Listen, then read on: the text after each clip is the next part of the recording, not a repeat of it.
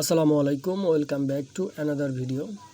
I hope you are fit and fine and you are practicing spoken English every single day. সুপ্রিয় শিক্ষার্থীরা কেমন আছেন? আশা করি সবাই অনেক বেশি ভালো আছেন। আজকের এই চমৎকার সেশনটিতে আপনাদের সকলকে ওয়েলকাম করছি। আশা করছি ধৈর্য ধরে আমার সাথে থাকলে এই বিষয়গুলো আপনার আজকে অনেক বেশি চমৎকার হবে এবং আপনি লং সেন্টেন্স বানানোর ক্ষেত্রে কিছু ধাপ এগিয়ে যেতে পারবেন। তাহলে চলুন শুরু করা যাক। Late get start. Every after অর্থ হচ্ছে পর পর। হ্যাঁ, হাউ লং কতক্ষণ, আমরা সবাই জানি হাউ লং অর্থ কতক্ষণ, আর এখানে এভরি আফটার অর্থ পর পর। তাহলে আমরা যদি এভাবে বলি every after how long do you go out, কতক্ষণ পর পর তুমি বাইরে যাও।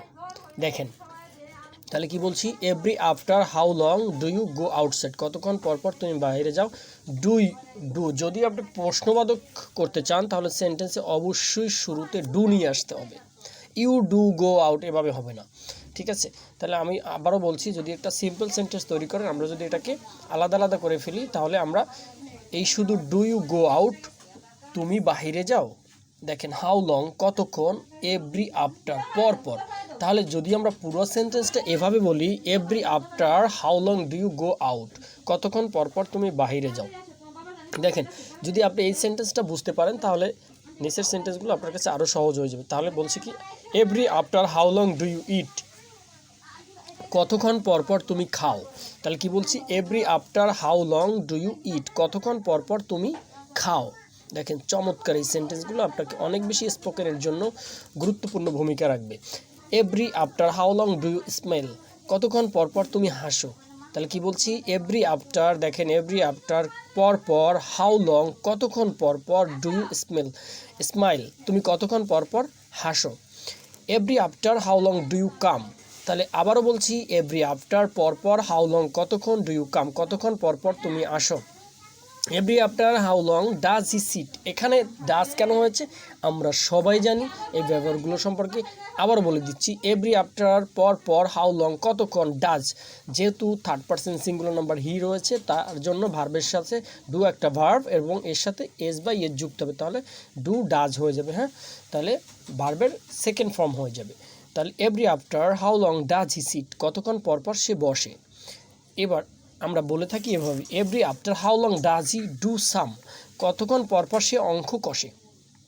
দেখেন এভরি আফটার পর পর, হাউ লং কতক্ষণ পর পর, ডাজ হি ডুস দ্য সাম, কতক্ষণ পর পর সে অঙ্কটি আঁকে। যদি আমরা ডু সাম বলি তাহলে কতক্ষণ পর পর সে অঙ্ক কষে, এভাবে বলা যেতে পারে। হ্যাঁ, every after how long does he Cry, কতক্ষণ পর পর সে কাঁদে। আমি আশা করছি উপরের সেন্টেন্সগুলো যদি আপনি বুঝে থাকেন তাহলে এভাবে একাধারে আপনি সারাদিন সেন্টেন্স মেক করতে পারবেন, আপনার কোথাও আটকাবে না, ঠিক আছে? এভরি আফটার পর পর, হাউ লং কতক্ষণ পর পর, ডাজ হি ক্রাই কতক্ষণ পর পর সে কাঁদে। আশা করছি বুঝতে পারছেন। Every after how long does he cook, কতক্ষণ পর পর সে রান্না করে। Every after how long does he cook, কতক্ষণ পর পর সে রান্না করে। এখানে যদি ডাজের পরে হি রয়েছে পুরুষবাচক, যদি এখানে স্ত্রীবাচক নিয়ে আসতে চান তাহলে অবশ্যই আপনি শি ব্যবহার করবেন। তাহলে আপনি এভাবে বলতে পারেন every after how long does she cook, কতক্ষণ পর পর সে রান্না করে। Every after how long do you say, কতক্ষণ পর পর তুমি বলো।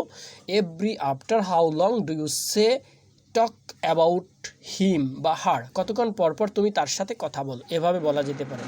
Every after how long do you play, কতক্ষণ পর পর তুমি খেলো। তাহলে আমরা বলছি আবার এভরি আফটার পর পর, হাউ লং কতক্ষণ, ডু ইউ প্লে খেলো। তাহলে আমরা যদি পুরো সেন্টেন্সের অর্থটা এভাবে দাঁড় করাই, কতক্ষণ পর পর তুমি খেলো। Every after how long do you play. Every after how long do you read, কতক্ষণ পর পর তুমি পড়ো। Every after how long do you read, আপনি এভাবে ভার বসাবেন আর একাধারে সারা দিন সেন্টেন্স মেক করতে থাকবেন, কোনো সমস্যা হবে না আশা করছি। তারপরও বুঝতে সমস্যা হলে অবশ্যই কমেন্ট করে আমাকে জানাবেন। আমি আবারও বলে দিচ্ছি নিয়মটা কিভাবে হবে। এভরি আফটার অর্থ পর পর, ইন এভরি মানে প্রত্যেক, আফটার মানে পূর্বে, এইভাবে কিন্তু অর্থের মিনিং করা যাবে না, তাহলে কিন্তু আপনি ভুল দিকে ধাবিত হবেন, এভাবে হবে না। এভরি আফটারের অর্থটা দাঁড়াবে পর পর, হাউ লং মানে কতক্ষণ। তাহলে আমরা যদি প্রশ্নবাদক করতে চাই তাহলে অবশ্যই আমাদের সাবজেক্টের পূর্বে ভার্ব চলে আসবে। তাহলে সাবজেক্টের পূর্বে যদি ভার্ব চলে আসে তাহলে আমরা অবশ্যই জানি ডু একটা ভার্ব, তাহলে ডু ইউ গো আউট, কতক্ষণ পর পর তুমি বাইরে যাও। এই প্রথম সেন্টেন্সটা যদি আপনি বুঝতে থাকেন তাহলে কিন্তু বাকি সেন্টেন্স আপনি মেক করতে, যে কোনো সেন্টেন্স মেক করতে আপনার এখানে বেগ পোহাতে হবে না, বিকজ নিয়মটা ইম্পর্টেন্ট। আর মোর ইম্পর্টেন্ট হচ্ছে নিয়মটা বোঝার পরে প্র্যাকটিস করা। আপনি বুঝলেন কিন্তু প্র্যাকটিসের অভাবে আপনার ফ্লুয়েন্টলি স্পিকিং করতে পারবেন না, because it is speak in English, spoke in English, not to writing reading in everything.